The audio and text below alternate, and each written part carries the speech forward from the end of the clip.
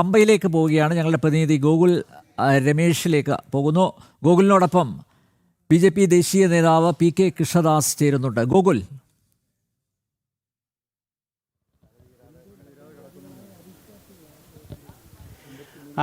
അനിൽ നമ്പ്യാർ, രാവിലെ മുതൽ നമ്മൾ ചർച്ച ചെയ്യുന്നതാണ് ശബരിമലയിൽ മണ്ഡലകാലം അടുക്കുമ്പോൾ, ഇനി ഏകദേശം വിരലിലെണ്ണാവുന്ന ദിവസങ്ങൾ മാത്രം അവശേഷിക്കുമ്പോൾ ഒരുക്കങ്ങളൊന്നും ഒരു തരത്തിലും ആരംഭിച്ചിട്ടില്ല എന്നുള്ളത്. ഇപ്പോൾ BJPയുടെ ദേശീയ നിർവാഹക സമിതി അംഗം PK കൃഷ്ണദാസിൻ്റെ നേതൃത്വത്തിലുള്ള BJP കാര്യകർത്താക്കൾ അവർ നിലയ്ക്കലും പമ്പയിലും ഈ അടിസ്ഥാന സൗകര്യങ്ങളടക്കം വിലയിരുത്തിയതിന് ശേഷം നമ്മളോടൊപ്പം ചേരുന്നുണ്ട്. ചേട്ടാ നമസ്തേ.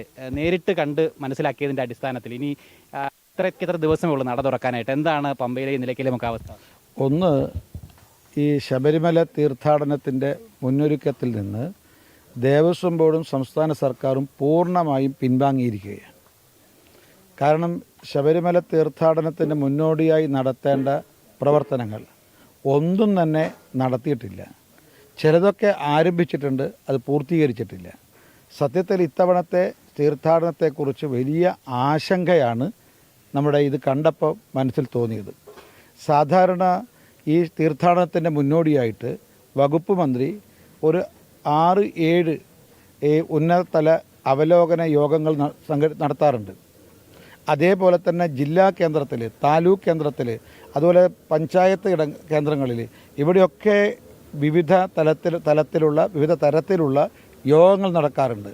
ഇപ്രാവശ്യം മന്ത്രിതല യോഗം ഒന്നും തന്നെ നടന്നിട്ടില്ല. മാത്രമല്ല, വിവിധ മന്ത്രിമാർ, അതായത് ട്രാൻസ്പോർട്ട് വകുപ്പ് മന്ത്രി യോഗം, അതേപോലെ പൊതുമരാമത്ത്, ഭക്ഷ്യവകുപ്പ്, ആരോഗ്യം, ഇങ്ങനെ ഈ വിവിധ മന്ത്രിമാർ അവരവരുടേതായ വകുപ്പുകളിലെ ഉയർന്ന ഉന്നത ഉദ്യോഗസ്ഥന്മാരുടെ യോഗങ്ങൾ 3-4 തവണ നടത്താറുണ്ട്. ഇത്തവണ ഒരു യോഗം പോലും നടത്തിയിട്ടില്ല, ഒരു വിശകലനങ്ങളും നടത്തിയിട്ടില്ല. അതുകൊണ്ട് തന്നെ ഒരു മുന്നൊരുക്കങ്ങളും നടത്തി. ഇപ്പം ഞങ്ങൾ നിലയ്ക്കൽ പോയി. നിലയ്ക്കൽ പ്രാഥമിക കർമ്മങ്ങൾ, അതായത് ടോയ്ലറ്റ് സൗകര്യം, ഒരിടത്ത് പോലും ടോയ്ലറ്റ് സൗകര്യം ഉപയോഗപ്രദമല്ല. ഒരു ടോയ്ലറ്റിനകത്തും വെള്ളമില്ല, കയറാൻ പോലും സാധ്യമല്ല. ചില ടോയ്ലറ്റ് കോംപ്ലക്സ് കാട് പിടിച്ച് കിടക്കുക, ഒരു പണിയും അവിടെ തുടങ്ങിയിട്ടില്ല. അതുപോലെ ടാറ്റ പണിത 2 ഈ അയ്യപ്പന്മാർക്ക് വിരിവെക്കാനുള്ള കേന്ദ്രങ്ങൾ, അതൊന്ന് വൃത്തിയാക്കുക, അതുപോലും ചെയ്തിട്ടില്ല. അതുപോലെ തന്നെ കുടിവെള്ളത്തിൻ്റെ യാതൊരു പദ്ധതി നിലയ്ക്കലില്ല. 120 കോടി രൂപ ചെലവഴിച്ചിട്ട് നബാർഡിൻ്റെ സഹായത്തോടു കൂടിയിട്ട് 5 ടാങ്കുകൾ പണിയാൻ തീരുമാനിച്ചിട്ടുണ്ട്. ഇത് തുടങ്ങിയത് എപ്പോഴാണെന്ന് 2019. ഇനിയും പൂർത്തീകരിച്ചിട്ടില്ല. നിലയ്ക്കലിൽ 3 വാട്ടർ ടാങ്ക് ഉണ്ട്. ആ 3 വാട്ടർ ടാങ്കിൽ ഒന്നിൻ്റെ ഉദ്ഘാടനം കഴിഞ്ഞു. അത് തെരഞ്ഞെടുപ്പിൻ്റെ മുന്നോടിയായിട്ട് നേട്ടമായി കാണിക്കാൻ വേണ്ടിയിട്ടാണ്. പക്ഷേ അതിൻ്റെ പൊള്ളത്തരം എന്താണെന്നറിയോ? ആ ടാങ്കിൽ നിന്ന് ഒരു തുള്ളി വെള്ളം എവിടത്തേക്കും പോകില്ല. കാരണം എവിടെയും പൈപ്പ് ഇട്ടിട്ടില്ല. മറ്റൊന്ന്, 2019 ആരംഭിച്ച രണ്ടാമത്തെ നമ്മുടെ ആ നിലയ്ക്കൽ ക്ഷേത്രത്തിൻ്റെ തൊട്ടടുത്ത് ഉള്ള ഒരു ടാങ്ക്, അത് പണിതീരാത്ത വീട് പോലെയാണ്. 5 കൊല്ലമായി തുടർന്നുകൊണ്ട് പ്രവർത്തിക്കുക. അവിടെ പണി പൂർത്തീകരിച്ചിട്ടില്ല. അപ്പോൾ ഇത്തവണ എന്താണ് ഈ പണി പൂർത്തീകരിക്കാത്തത്? ഒരു വാട്ടർ ടാങ്ക് പണിയാൻ 5 വർഷം. മാത്രം അത് പറയുന്നത് തിരുവനന്തപുരത്തുള്ള വലിയൊരു കോൺട്രാക്ടറാണ് ഈ വെള്ളം അടിക്കുന്നത്. അപ്പോൾ അദ്ദേഹത്തിന് ടാങ്കറിൽ വെള്ളം അടിക്കാനുള്ള കോൺട്രാക്ടർക്ക് പണം കൊടുക്കുക, അതിൽ കമ്മീഷൻ കൈപ്പറ്റുക. അതുകൊണ്ട് ഈ ടാങ്കറുടെ പണിയൊന്നും നടന്നിട്ടില്ല, അത് പൂർത്തീകരിക്കുന്നില്ല. അതുകൊണ്ട് നിലയ്ക്കലിൽ ഒരു പ്രാരംഭ പ്രവർത്തനങ്ങൾ നടന്നിട്ടില്ല.